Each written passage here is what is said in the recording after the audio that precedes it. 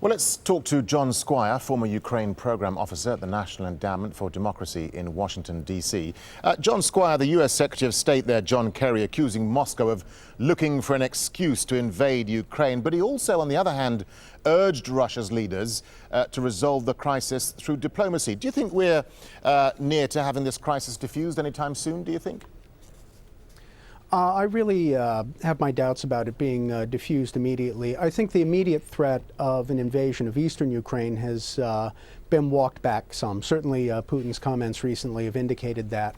But I do think that the Russian troops are in Crimea and they're likely to stay there for a long time. I don't think that Mr. Putin is very likely to want to appear weak by withdrawing his troops immediately.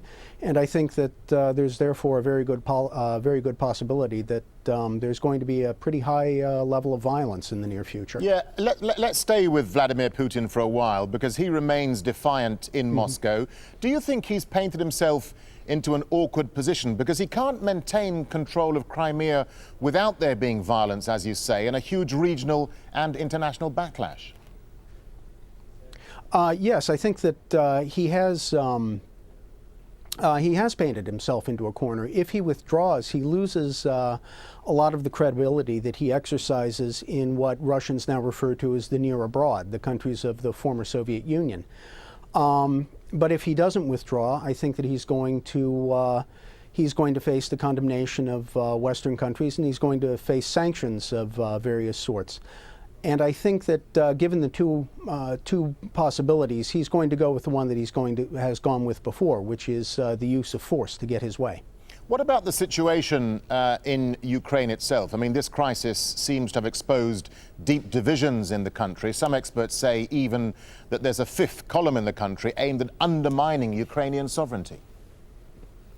I would say that there is there's some degree of that. That's indisputable. There are organizations, particularly in Crimea, interestingly enough, that I've seen that were very definitely funded by Russia and that took a very hard pro-Moscow line. You also hear reports of demonstrators, for example, being bussed in from Russia to cities like Donetsk and Kharkiv in the western part of the country.